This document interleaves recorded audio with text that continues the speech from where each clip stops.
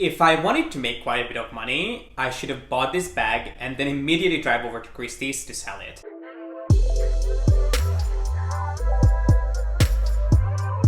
Hi guys, my name is G.P.S. and welcome back to my channel. Today we're talking about bags that were offered to me by Hermes that I kindly declined. I did a similar video quite a while back actually of bags that I decided not to take, which you guys seem to really enjoy, but there were certain bags in that video that I couldn't include because the video would have been way too long.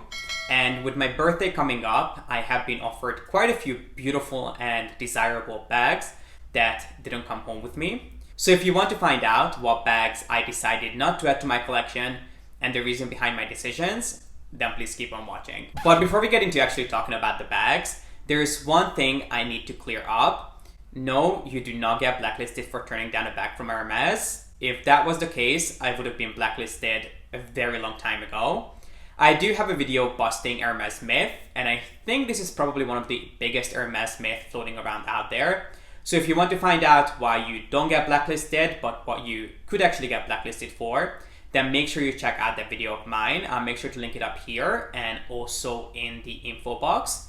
But without further ado, let's go and talk about bags. Let's start with a bag that was offered to me about 6 months ago. I think it was offered to me towards the beginning of this year, maybe, I want to say January, and it was a Kelly Pochette. I don't think I have ever talked about this before. I'm sure I mentioned it in the comments, but I don't think I've ever mentioned it in a video of mine that I have been after a Kelly Pochette for about 2 years.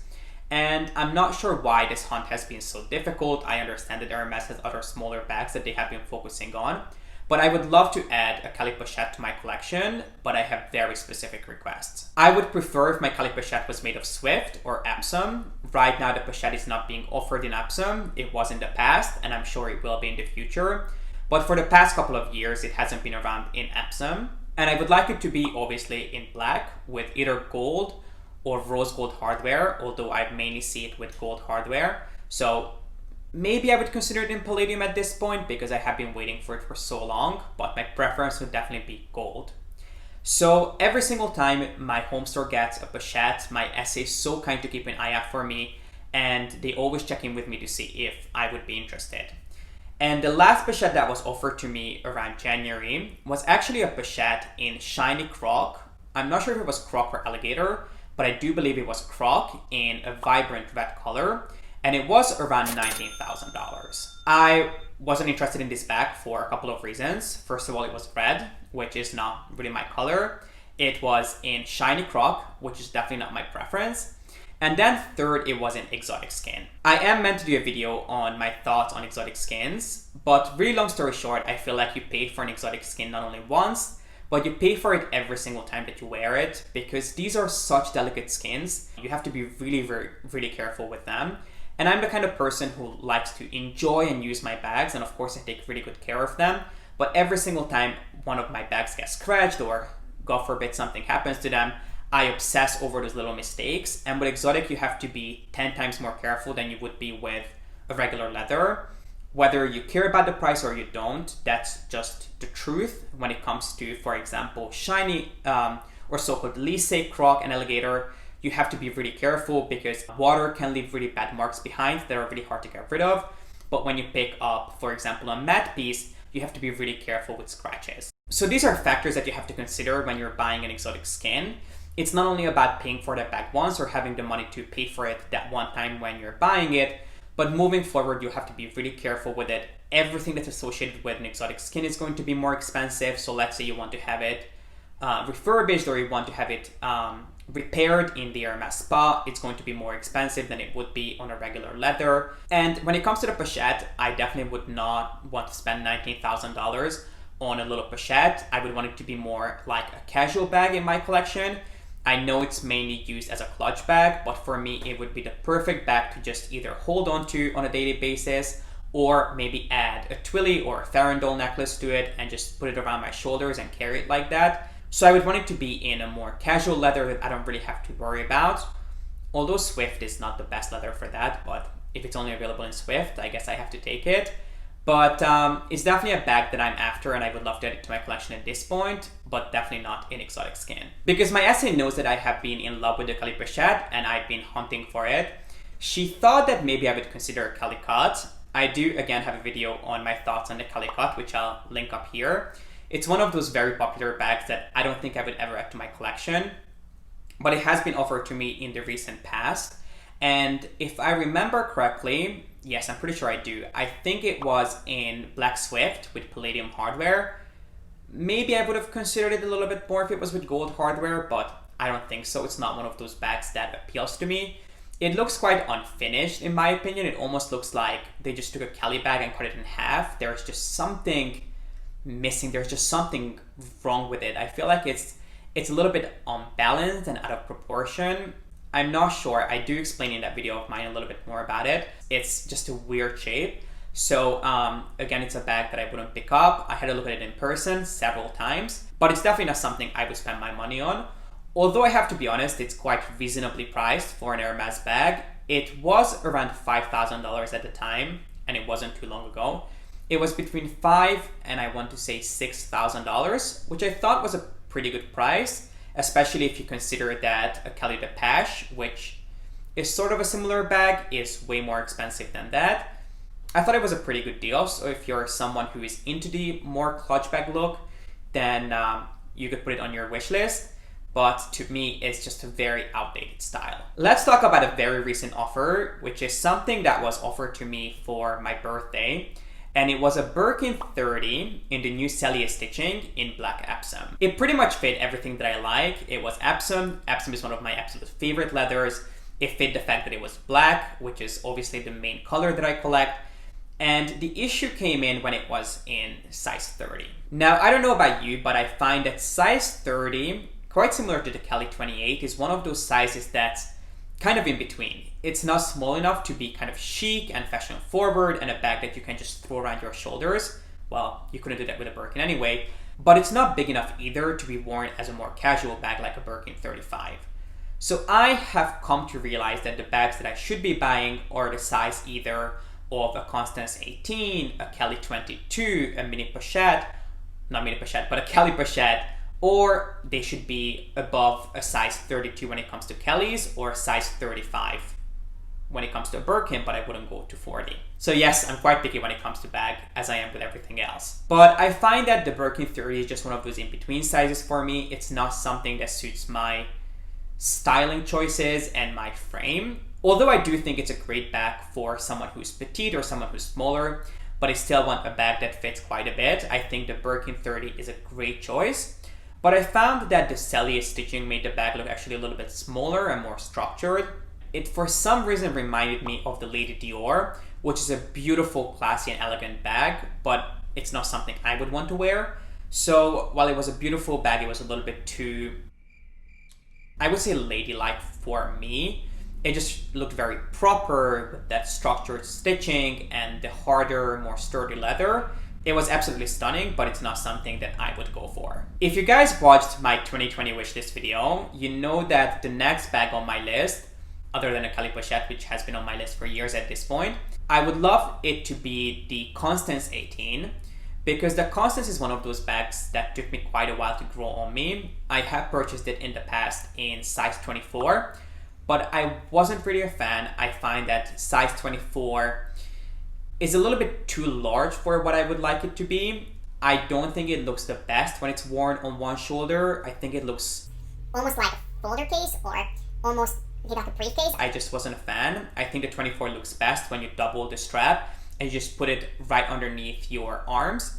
I think it's a better look, but that's not how I would wear it. So I think the Constance 18 would be a much better size and a much better fit for what I'm looking for. But my essay has had a really hard time finding the Constance that I'm asking for, because again, I'm very specific. I would only take it in black Epsom with gold or rose gold hardware. But with my birthday coming up, it was offered to me in black Epsom with palladium hardware. There are two reasons I didn't take it. Number one, it's in size 24, which is, as I mentioned, a little bit too large for what I'm looking for.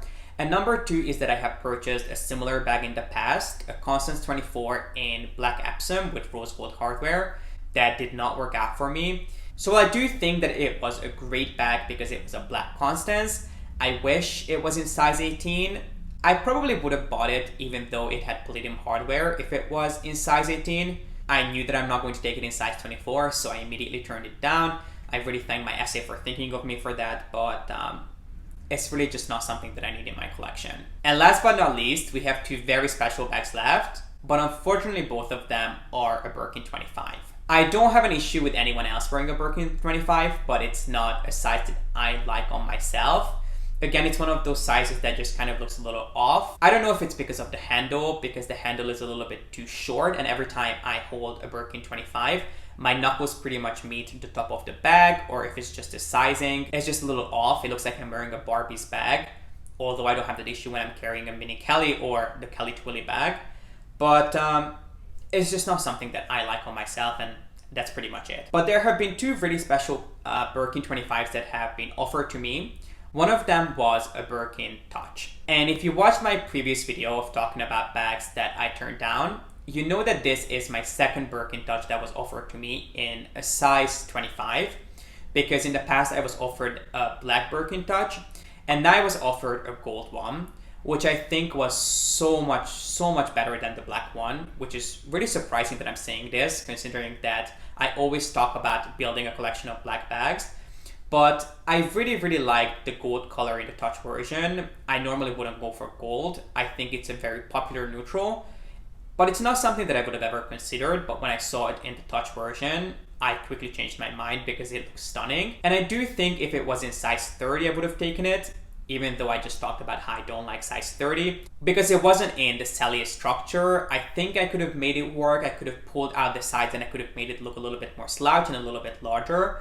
But in 25 it was way too small for me. But the bag I was offered, as I mentioned, was a Birkin 25 Touch, which means that the handles and the top part of the bag is made of exotic skin. This particular bag was made of Togo on the front, and the body of the bag was made of Togo. And then the handles and the flap on the bag were made of gold matte Alligator, which looked absolutely stunning.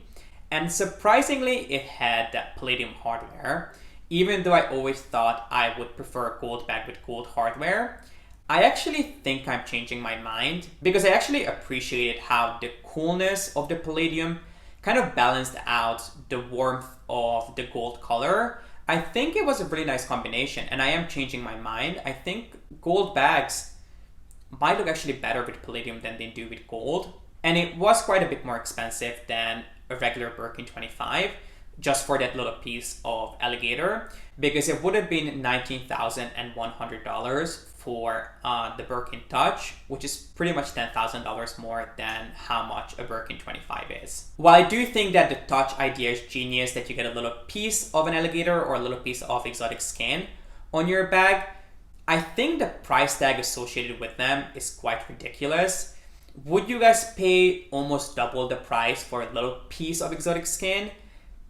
At that point, I think I might just save up my money for a full-on exotic bag rather than just paying for those little two pieces.